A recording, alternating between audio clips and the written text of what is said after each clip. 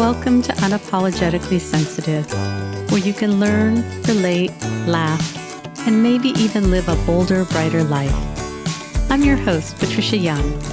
This is a weekly podcast where we explore the strengths we have because of our sensitivity and some of the challenges it poses as well. The information in this podcast is not a substitute for help from a licensed mental health professional. Hey there. To the creatives, healers, sensitives, and deep thinkers, how the heck are you? How are things going with you? I think you're really going to like this episode that Jen and I did, especially if you struggle with any kind of house shame, feeling like you should be more on top of things, whether it's feeling overwhelmed or feeling like you're not doing things well enough.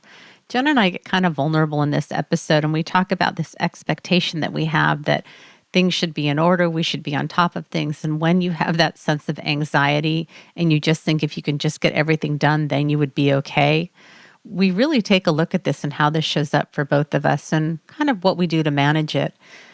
I love, Jen talks about it's like stringing beads with no knot at the end. And we talk about how if you're a therapist, doing your notes, because there's always notes to be doing. It's talking about kids and packing lunches or making meals or cleaning the house, dishes. That sense of we just want things to be done and then in a static place of being done and having arrived. And we talk about the benefits of being in the messy middle and embracing all of it and how at some point in our life we may have been able to manage it better. And sometimes we just can't. And how do we learn to be okay with that? I don't know. I love when Jen and I have these real conversations about what's going on, because I want y'all to know that no matter what's going on in your life, you're okay. Everything you do is okay. And we may have been raised with these standards and expectations of what things were supposed to look like, and it just doesn't always happen. And how can we really embrace and accept and have compassion for exactly where you're at in the moment? Even if your house is a mess, even if your car is a mess, even if you're behind on things, even if your parenting is imperfect, whatever those things are, that who you are and how you show up in the world is okay, and it's okay to be in the messy middle. And now, on to the show.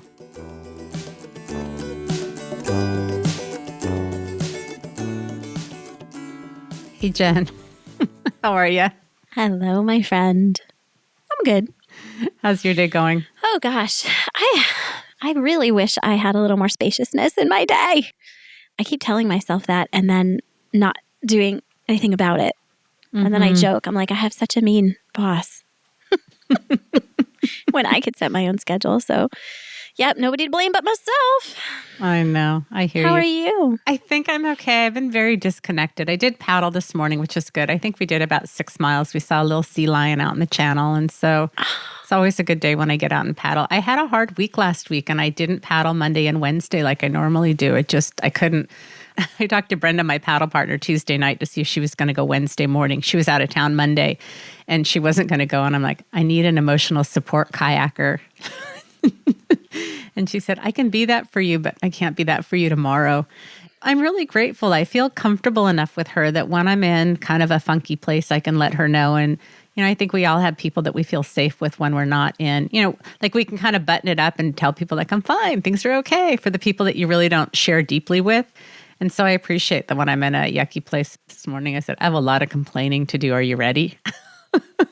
I love that. So in the midst of struggling, I feel really grateful. And you and I connected a lot last week. It was just it was a hard week. And before we started to record, we were talking about what do we want to talk about? And we were talking about overwhelm and that feeling of when there's just so much to do, and that belief of if I could just get it done and catch up, then I would feel better.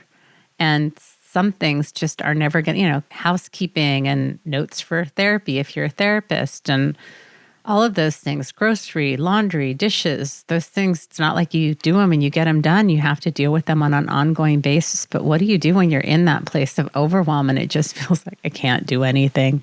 It's so seductive to tell ourselves that story, right? That we'll feel better when it's done. And I do it too. And it's so problematic because I love it. I forget where I first heard this, but things like notes, laundry, dishes, a lot of things in life, it's like a beading, right? Stringing beads with no knot on the end. love that. Yeah.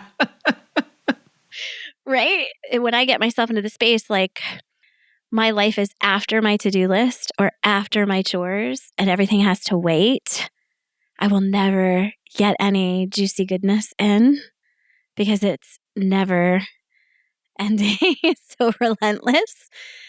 And, your life doesn't happen after your to-do list. A lot of times your to-do list is your life and you have to build it all in. And it's taken me so long to figure that out. I still don't have it figured out. And look where I just opened up with, right? Yeah. I wish I had more spaciousness in my days. My mean boss won't let me do it. I'm my boss, right? So I do not have this figured out, but at least I think I see where, I'm going to make sure I don't curse, like where the trickery of it is. Rhymes with duckery. I think I say it now, and that's like, to me, that's half the battle, right? Yeah. Like I see where the game is rigged. It's kind of like those poor greyhounds, right? Like they're never meant to catch that mechanical rabbit. Right. So I don't think we're ever meant to be done. Right. I think, though, there are two types of people, those that tend to run, and correct me if you think this is inaccurate, those that tend to run a little bit more on the anxious side and the way they deal with their anxieties by doing. And so like I have a friend that gets anxious and so she cleans and she does stuff, and it's not that she wants to, but that's just how she operates. And for me, because I'm not that, I'm a little envious. I sometimes wish that my anxiety, I used to say I'm a perfectionist with nothing to show for it.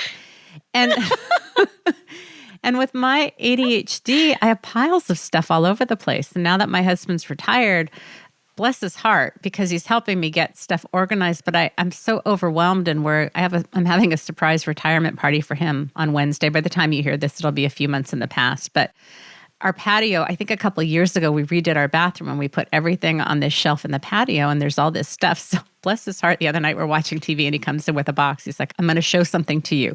And it's either keep, give away, or throw out. And so we went through the box, and then he'll deal with the box, because then I want to but that's good stuff. We should post it on Buy Nothing so somebody can benefit. And then that just creates more work for me. And we didn't do anything yesterday. And I told him this morning, I want to go through stuff, but you have to initiate it.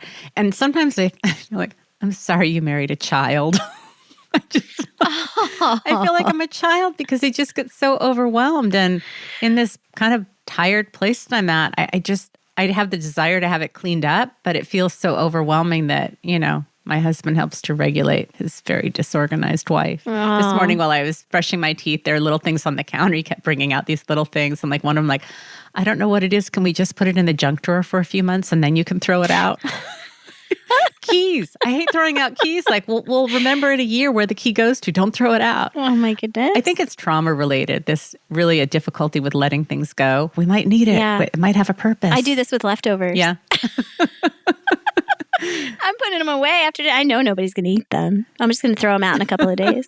I just store them in the fridge for a little while out of obligation or something. Because of the starving children somewhere in a third country.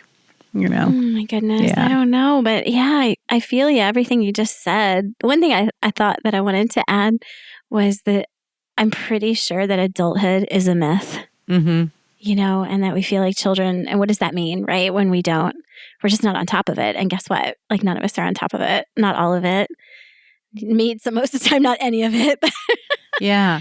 Well, I think I told you that I've had this realization recently, and I don't know if this is part of my ADHD, and I don't know if this percentage is accurate, but I feel like I have the capacity to manage 60% of my life really, really well.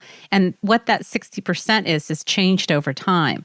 So the 60% that I focus on, I show up on time for my clients. I remember to bill for the podcast. I record. I get things to my editor. I've got my show notes done. I pay my bills on time.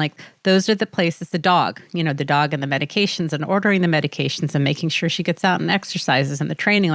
I've chosen that. You are badass. Look at you. Look at everything you do. Well, thank you. And there are piles around my house and things that I just have not attended to. And so whatever I choose that 60% of, I show up pretty well. But then the other, grocery shopping, preparing meals, housekeeping, those things, I'm almost embarrassed. Because I have a husband who loves to keep things organized and clean, he helps keep me much more together. But I can remember being single and the dishes just piling up and getting so overwhelmed that my mom would come over and help me clean the kitchen because it would get so unmanageable. And I think this is true for so many people. And it's like a dirty secret that we have shame about the parts of our lives that we just can't manage. And if you don't tell people, they wouldn't know because that percentage that you're showing up for, it looks like you've got your stuff together. Yes, I hear you. You're making me think of a time in college with roommates where the sink was always full. And I discovered that if I only let 4 plates out and I packed all the rest away.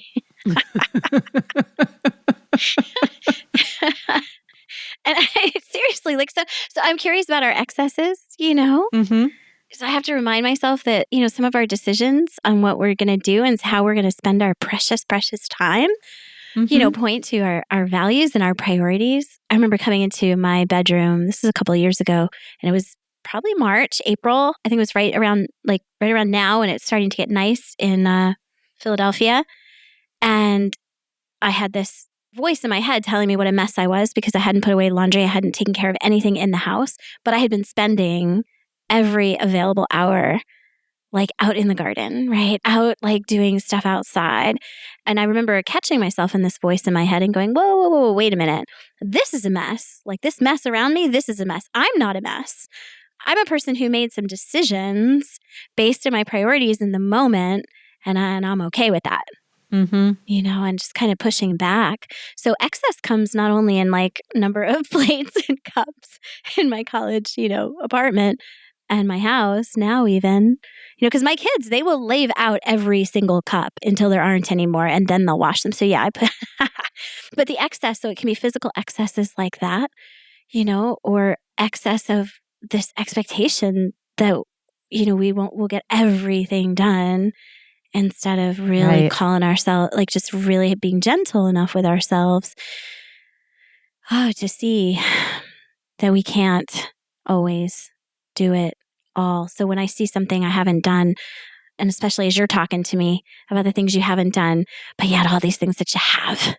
Mm-hmm. And those are, if you were to break down the number of minutes of your day that you spent on things and translate that into what's truly important to you.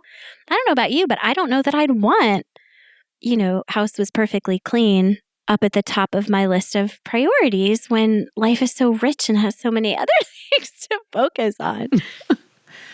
I hear you. And there's a part of me that even when you said, gosh, that's a lot. And I think this is a trauma response too, if you have any feedback.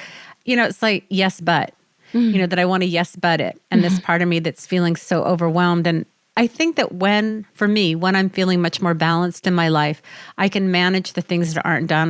My level of acceptance is like, yep, this is how it is with me. Mm-hmm. But because there's, I've had this ongoing stress. We're recording so it's mid-April right now, pretty much since the beginning of the year. It just feels like it's been probably more than I've had to deal with in a long time, just consistently things on top of. Yeah. There's been beautiful things and blessings. And I'm not saying that it's been only stress, but it's been a lot for me to manage.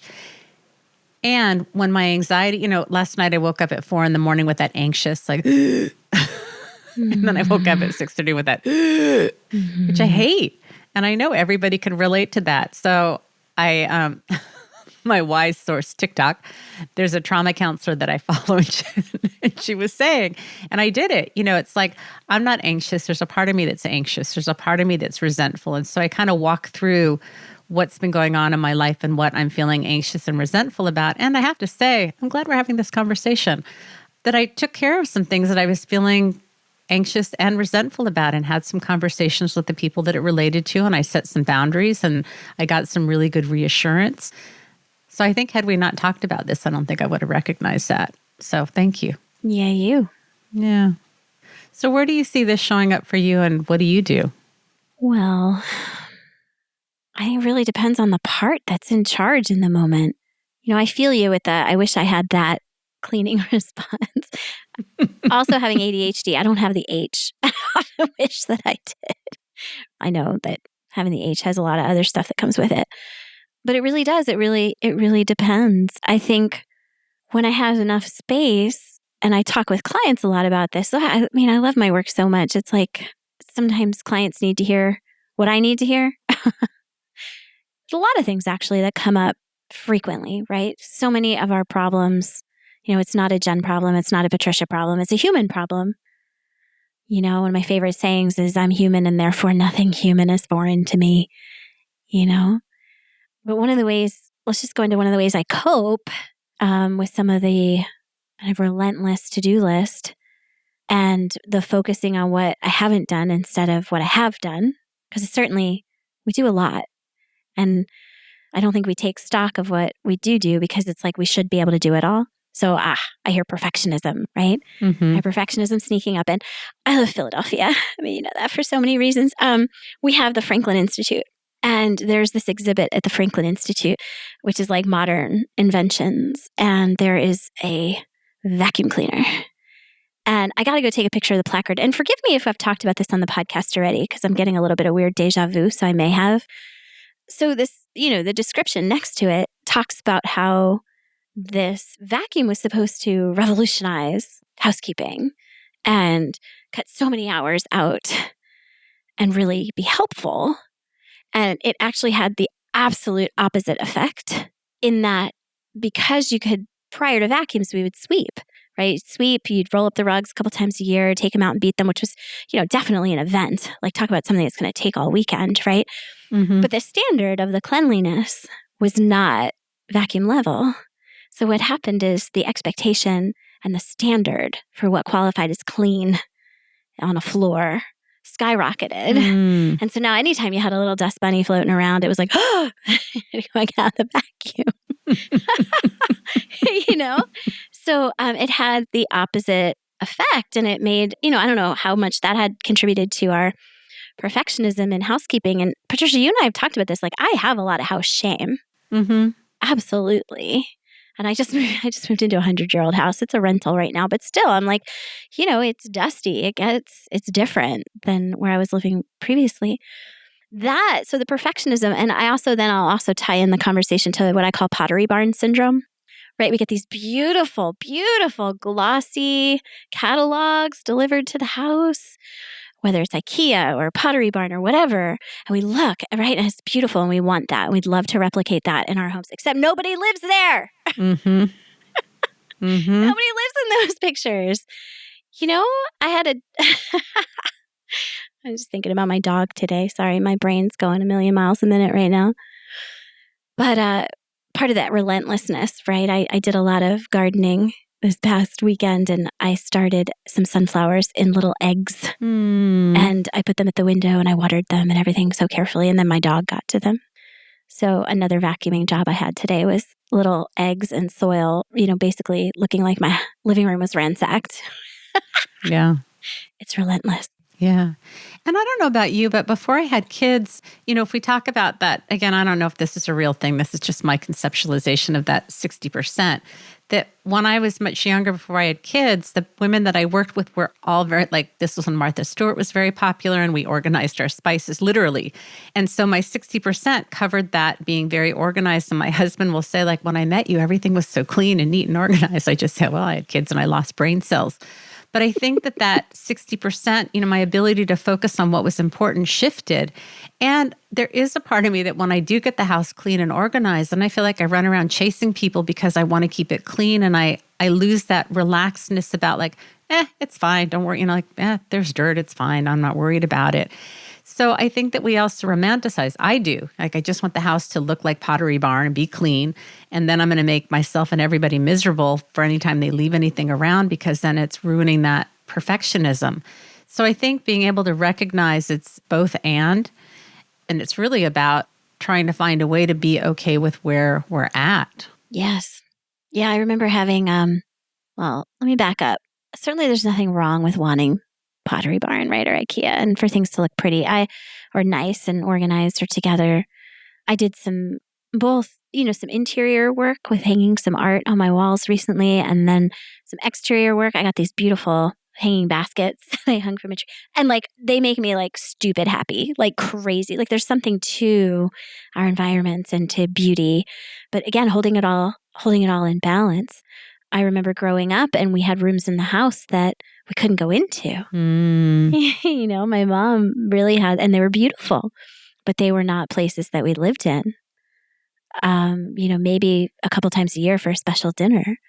I don't have that in my... Me neither. I mean, I don't have it because I don't have the space. I probably don't have it for a lot of reasons that might be interesting to get into. But anyway, I remember, I think I was sweeping the floor and my babies were really, really little. And exactly what you just said. Like, I did not want to have that be the dominant sensation, atmosphere, in the home. It's part of the reason why for the longest time I bought just like used furniture so that the kids were jumping out of the dog or whatever. I mean, I clean. It's not like I want to live in a super messy place, but I don't want it to be over the top. Like, where's the middle, balance? I want my kids to feel comfortable. I want them to be able to crash on the couch and not be too worried. Yeah. I have a couple of things. I think because my mom grew up in such an unkept house and she was not cared for, that her response was to go to the other extreme. So, my ribbons always match, my clothes always, match. But there's a lot of judgmental words that I use around cleaning that I got from that's filthy, that's disgusting, as opposed to it's dirt. But I have that rhetoric that I use when things get really unkempt. Yeah. I was just thinking about that sort of the prioritizing conversation again, right? Prioritizing our time and prioritizing the atmosphere that we want in our homes. Yeah. And what's important and where are the values. I think it is hard because I definitely have those shame gremlins about what I think the house should like and what I would like it to look like. And circling back to what we started with is that overwhelm, of feeling like the clutter feels overwhelming and it feels oppressive. And for me, because of my trauma background, it's so funny. I went through a period where I got rid of a lot of clothes and I had a brand new zip-up sweatshirt. It was gray. Hardly ever wore it. I got rid of it. And probably 5 years later, I wanted it and it wasn't there. This has probably been a couple of years ago. And I'm still I'm so upset I got rid of that gray sweatshirt. And so I think it can be really hard for us, those of us that have trauma and want to cling to things because it gives us a sense of grounding and safety. If we don't feel like we have a lot of control over what's going on. For me, don't touch my stuff, don't move my stuff. It's my things. But I also feel a fear about letting them go. And then I feel a burden because there's just a lot of things around and I don't even know where my things are because there's so much stuff. And I think with the ADHD, we often need to have things out so we see it. We put stuff away and then we can't remember we have it. So we get more of it and we put it somewhere else. Yes.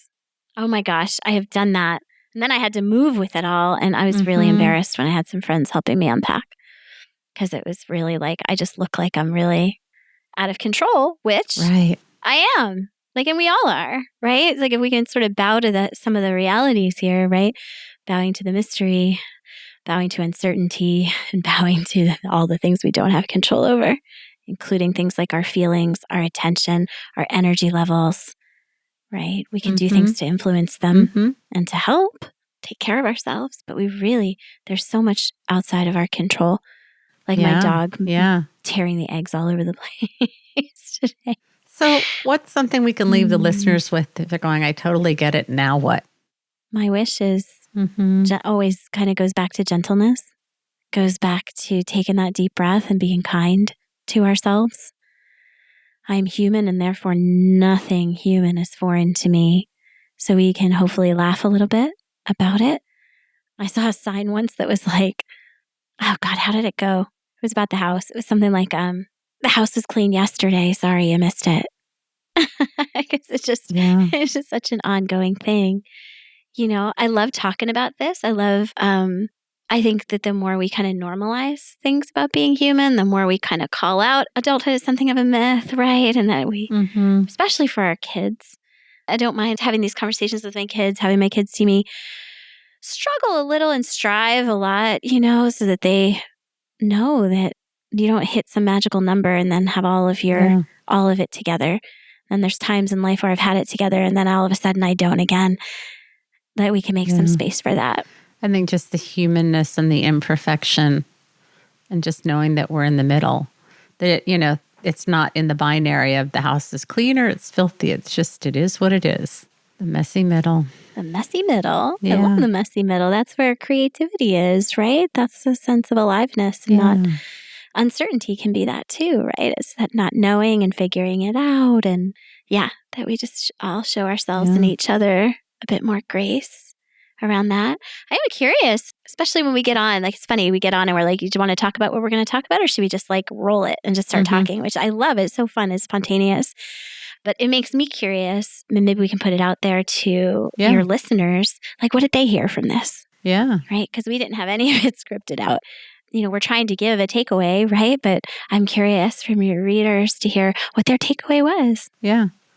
So if you're in the closed Facebook group called Unapologetically Sensitive, I will post this on the Tuesday that it comes out. So feel free to respond. If I remember, I'll ask the question. If you are not a member of the Facebook group, you're not on social media, feel free to shoot me an email at unapologeticallysensitive@gmail.com.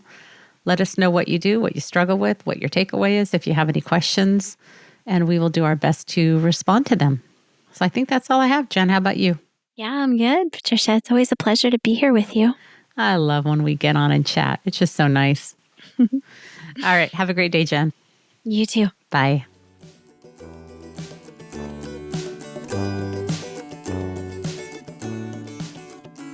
Hey again.